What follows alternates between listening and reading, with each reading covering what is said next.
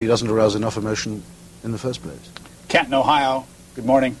Thanks, sir. I'm a C-SPAN nut. My question is to Mr. Placzynski. When he made the statement that Jesse Jackson being putting his arm around Castro, I wonder if he feels that that is so much more than taking Bibles to Iran and selling them planes.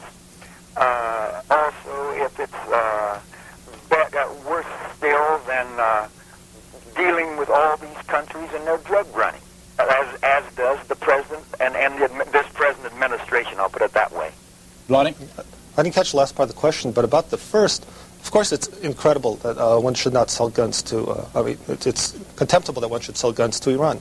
But again, this has nothing to do with Castro and Jackson. Jackson traveled to Fidel Castro because he admires Fidel Castro. He likes Fidel Castro's political style, and that's the kind of style he'd like to impose on the rest of us. I hope Americans are smart enough to realize that. Las Cruces, New Mexico. Go ahead, please. Good morning, Brian. Morning.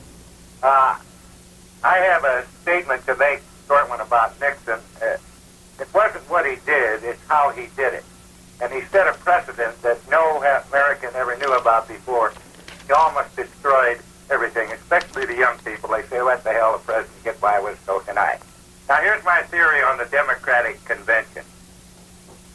There will be no candidate, and they will draft Mario Cuomo.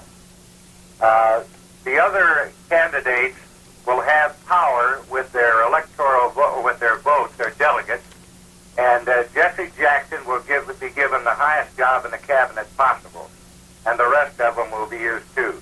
But the Democrats want to win this election, and they can, and I'm sure they're hoping that Bush gets it, because I agree with Hitchens that it's the hope of the Democratic Party to run against a Texan like Bush, because they can cut him to ribbons. All right, thank you. The photos you were seeing is from the New York Times on Sunday, and I was going to ask the general question following on this gentleman's call from Las Cruces. Will one of these men here be the next president of the United States?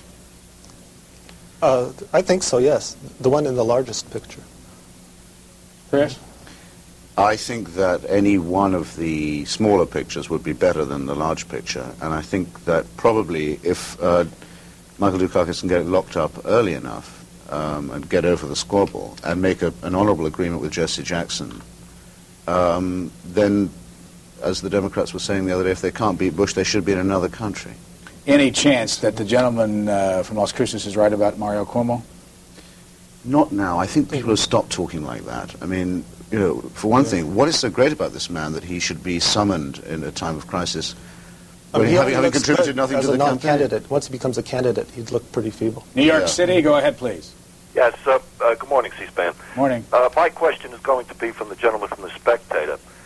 But I'm from New York. Mario Cuomo is basically a media creation. The media, after they saw his extreme left-wing speech at the Democratic National Convention, where he blamed Ronald Reagan for murdering nuns in El Salvador, the news media went crazy. They see him as their last chance to bring socialism back to America, and he's not going to sell it to the American people. But my question is this. In the New York Times yesterday, they did another one of their polls, and in that poll it showed that only 18% of the American people now have faith in the national news media. And, of course, that's because most of the news media holds the same views as the fellow from The Nation there on the left.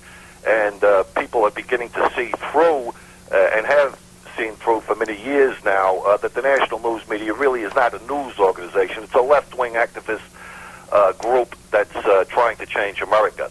Now, my question to the fellow from The Spectator is this. Why do the conservatives continue to lay back on these issues? Robert Bork, for instance, was on C-SPAN yesterday. He pointed out, point by point, the smears and the lies that were allowed to go over the news media and never challenged, that knocked him out of the box of Supreme Court. There's the story of CISPA, when the national news media did the story on Committee in Solidarity with the People of El Salvador. It was never pointed out that this was a Communist Front group. It's never pointed out that Jesse Jackson is backed by the Communist Party, Gus Hall, the Communist Party USA. These things are Now, we know that the news media is going to continue to cover up these sins of the left, but why doesn't the conservative movement, the conservative press in this country, which I know is small, but why don't they expose these things? Caller, let me ask you, how do you know that the Communist Party backs Jesse Jackson? Well, because it has been reported in, for instance, the New York City Tribune, which is a conservative newspaper, and the New York Post had an article on it a while ago. Okay, let me ask you a technical question. Do you blame Jesse Jackson for that, or do you blame the Communist Party? In other words, who's to blame for somebody supporting you? Well, I'm going to tell you something funny. I happen to think what's happening with Jesse Jackson on one level is a tremendous thing, because I believe that most of the blacks that support Jesse Jackson are doing so out of pride, and I think that's altogether good, because just like the Irish or anybody else, or even the Greeks are backing Michael Dukakis, there's a kind of ethnic pride which I believe is healthy.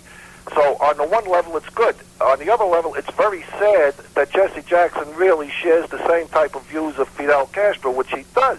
If you listen to Jesse Jackson's rhetoric, when he talks about economic violence and economic justice, he's talking about justice to him would be to take money from people who produce money and give it to the guy that dirties up your windshield when you come out of the Lincoln Tunnel. All right, thank you. Mr. Placzynski? Well, I mean, the caller sort of addressed some basic issues in American public life. There clearly is in the media a kind of left-liberal bias. I won't go all the way and say it's completely communist or Marxist, but it's just, in our culture, it's not nice to be too anti-communist, too radically anti-communist. It's a bad tone, and so you just don't do it.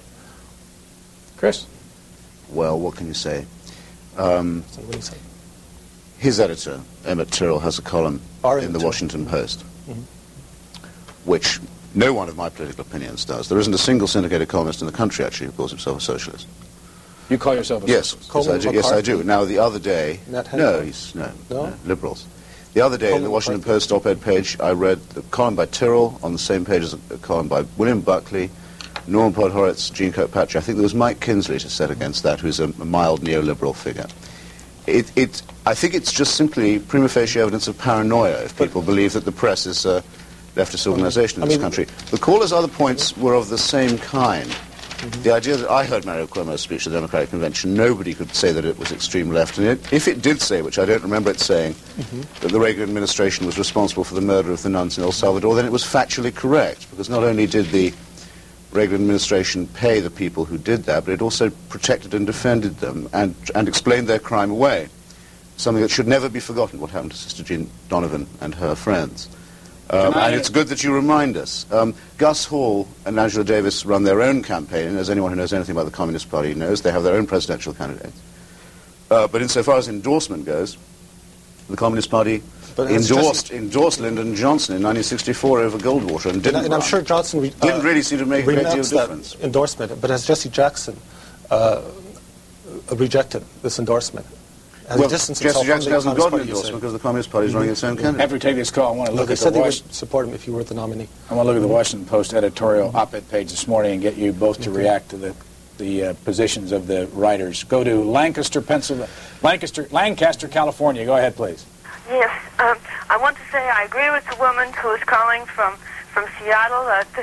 She's a Gore supporter and dislikes Dukakis. I'll have a hard time if he's the nominee. I'm going to have a hard time voting for him. And I'll tell you why.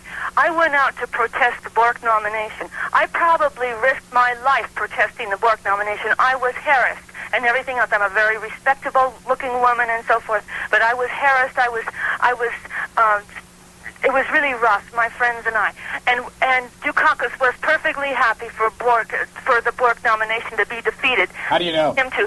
And he says that he didn't know anything about what his campaign manager was doing. And to all of a sudden, when there was a risk of the Biden nomination going through, this is all kind of complicated, but I know that Hitchens remembers this, that when there was a risk that Biden might have national exposure on television for a week, then Dukakis was perfectly happy to strike down Biden, even though the weakness of Biden could have meant that the Bork nomination went through. Who are you supporting, caller? What? Who are you supporting? I agree with the woman from Seattle. I think that Gore would have a good chance of being elected, and I think he's had a good, consistent record in support of